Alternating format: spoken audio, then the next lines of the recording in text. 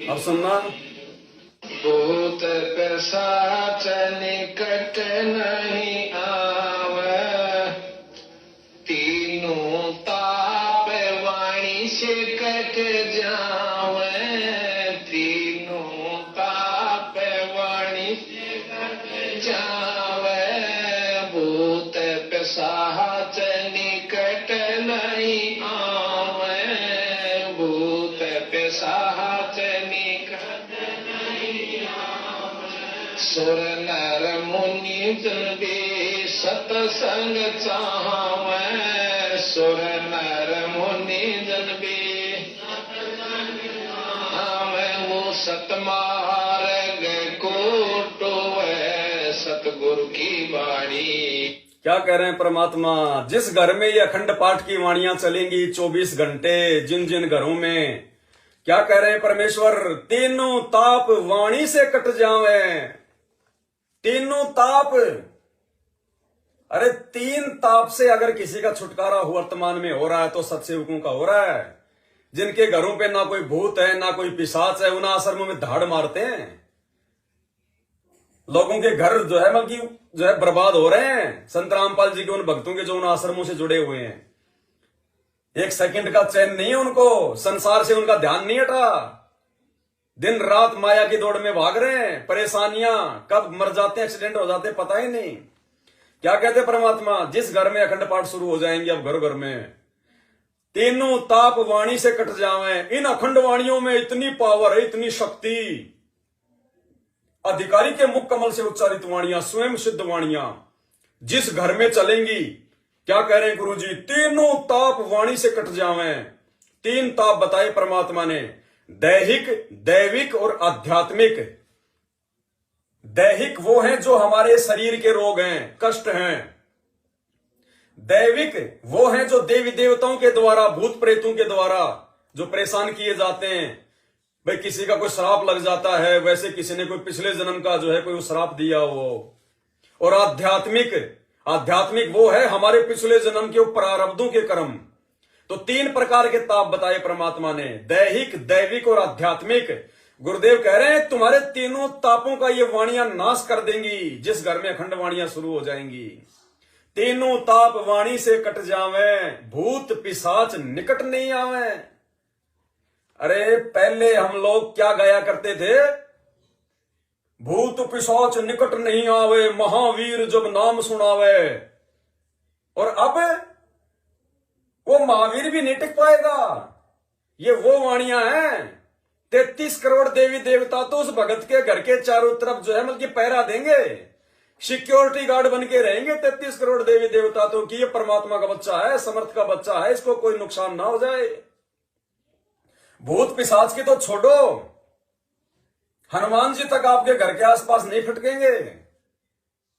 परमात्मा ने 16 नंबर के, इसमें 15 नंबर का जो विशेष ऑडियो आई है, आपने उसको सुना ध्यान से?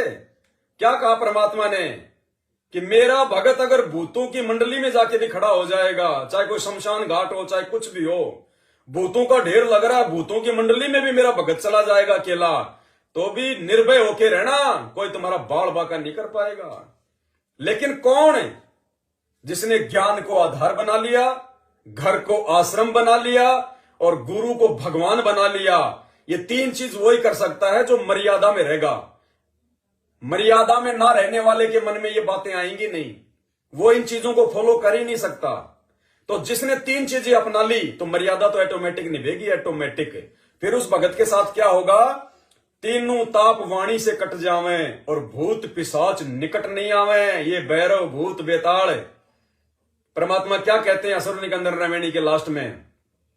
सतगुरु शरण शरणाई और शरण गए कछु भय नहीं व्यापे, काल जाल भय मिट जाई, रोग शोग छल छिद्र न व्यापे, सन्मुख न ठहराई, जहर अग्नि तन निकट नहीं आवे, दूरी जात रंगाई, वीर बेताल बाण ना लागे, यम के कोट डहाई, 98 पुण्य मूठ ना लागे, उल्ट तही दरखाई, और बैर करे सोए दुख पावे, सुरती शब्द मिल जाई, कहे कबीर हम जमदम पे ल्या सतगुरु लाख दुआई। तो भाई ये तीनों ताप और ये भूत पिशाच, ये उन सतलोक आश्रम में जाने वाले और सतलोक आश्रम से जुड़े हुए वहां जा जाके ज्योति पाठ करवाने वाले भक्तों को ही परेशान कर रहे हैं वर्तमान में। क्यों? अगर भगत को कोई समस्या ही नहीं है, भगत को कोई दिक्कत ही नहीं है जो आश्रम में जाते हैं, तो भैया वो प्रार्थनाओं के नंबर क्यों दे रखे हैं तुमने? तुम्हारे पास में सतलोक आश्रम वालों के पास में रोजाना भगतों की हजारों प्रार्थना क्यों आ रही है? प्रार्थना क्यों करवा रहे हैं भगत? जो दुखी हैं वो करवाते हैं, जो परेशान है वो जाके वो प्रार्थना करवाते हैं, भगत जी मेरी प्रार्थना कराओ। और तुम क्या करते हो? गुरु जी का आदेश आ गया ज्योति करवा दो, गुरु जी का आदेश आ गया पाठ करवा दो। वो बेचारे दुखी हो रहे हैं क्योंकि उनकी मर्यादा तुमने तोड़वा रखी है। दुखी होगा तो कहां क्या करेगा? तुम्हारे से प्रार्थना लगवाएगा। तुम उल्टा उनको और आदेश दे देते हो ज्योति कराओ पाठ कराओ, फिर वो ज्योति कराएगा पाठ कराएगा, फिर उनके ज्योति पाठ का पैसा तुम स्टेडियम में लगाओगे, तुम बैडमिंटन का स्टेडियम बनवाओगे, तुम राजनीति करवाओगे, गुंडों की सीबीआई जांच में दोगे, जाट आरक्षण में दोगे, उल्टे कामों में लगाओगे, और ज्यादा दुखी होगा वो। तो हर प्रकार से उस भगत का मरना ही मरना है। वो भगत कभी जिंदगी में ऊपर नहीं उठ पाएगा। और एक समय ऐसा आएगा भक्ति करते करते ज्योति पाठ करवाते करवाते वो उस भगत का इस भक्ति और भगवान से ये काल विश्वास उठा देगा। यही तो सूक्ष्म चाल है उस काल की। वो भगत समझ ही नहीं पाएगा। वो सोचेगा मैं तो पाठ करवा रहा हूं, ज्योति करवा रहा हूं, मैं तो भक्ति भी कर रहा हूं, जैसा गुरु जी का आदेश आता है, जैसा पीला पर्चा आता है, मैं तो सब कुछ कर रहा हूं, फिर भी मेरी दुर्गति हो रही है। उसको ये नहीं पता कि तेरे दान का दुरुपयोग हो रहा है, तेरे को मूर्ख बनाया जा रहा है इन प्रार्थनाओं के नाम पे। अरे प्रार्थना लगाने की जरूरत क्या पड़ गई? अगर तू भगत है, मर्यादा में है, तो परमात्मा कहते हैं मैं तो बिना मांगे देता हूं अपने भगत को। कल्पे कारण कौन है, तू कर सेवा निष्काम, और मन इच्छा फल देवेगा जब पड़ेगा धनी से काम।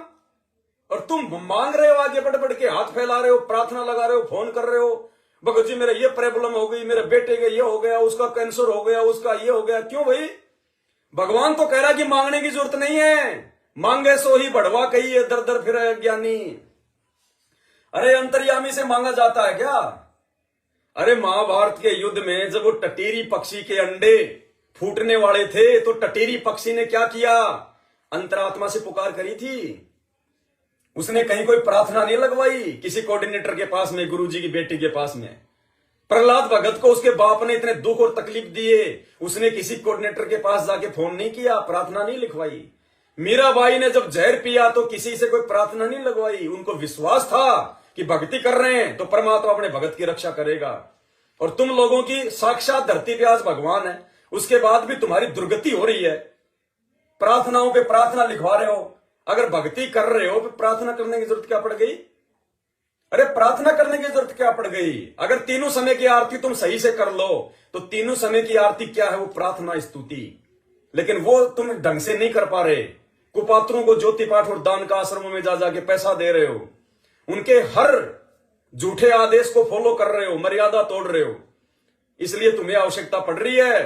तुम्हारे तीनों ताप नहीं कट रहे, भूत पिशाच से तुम्हारा छुटकारा नहीं हो रहा, लड़ाई झगड़े तुम्हारे घर में 24 घंटे, दिन रात माया के लिए भाग रहे हो, भक्ति के लिए समय नहीं है। इसलिए क्योंकि तुम्हें काल मूर्ख बना रहा है।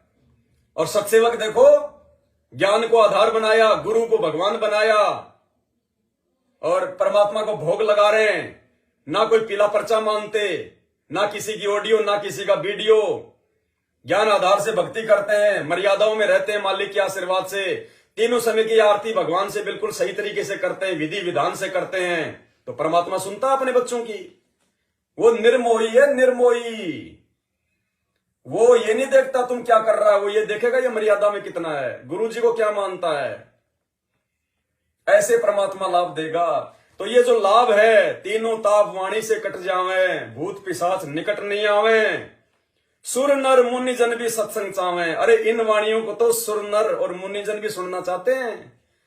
वो ऋषि मुनि सतयुग त्रेता द्वापर में जंगलों में लाखों लाखों साल अपना शरीर समाप्त कर गए, उनको भी ये सत्संग नहीं मिला, ये वाणियां सुनने को नहीं मिली, ये खंड वाणियां उनको भी नसीब नहीं हुई। जो वाणियां आज घर बैठे परमात्मा घर घर में पहुंचा रहा है, इतना महत्व इन वाणियों का। सुर नर मुनि जन भी सत्संग चावे, वो सतमार्ग को टोवे। टोना यानी हरियाणा में कहते ढूंढना, सर्च करना। वो देवता भी इस सत्य मार्ग को टो रहे हैं, ढूंढ रहे हैं। और भगवान खुद तुम्हारे घर पे आके तुम्हें बता रहा है, भगवान खुद तुम्हें आके समझा रहा है। इन वाणियों के माध्यम से तुम्हारे घर घर में पाठ करने के लिए आ रहा है, और सुर नर मुनि और देवता ढूंढ रहे हैं, और यहां परमात्मा खुद अपने बच्चों को ढूंढ रहा है कि मेरे अधिकारी बच्चे कौन कौन है जिनके घरों पे जाके मैं पाठ करूं। मेरी संगत में मेरे कितने बच्चे हैं जो मुझे भगवान मान चुके हैं, मुझे कबीर मान चुके हैं, ताकि उनके घर पे जाके मैं पाठ करूं। मेरे कितने बच्चे हैं जिन्होंने अपने घर को ही आश्रम बना लिया ताकि मैं उनके घर पे जाके पाठ करूं, उनको लाभ दूं। परमात्मा खुद आ रहे हैं यहां पे। क्या कहते हैं परमात्मा?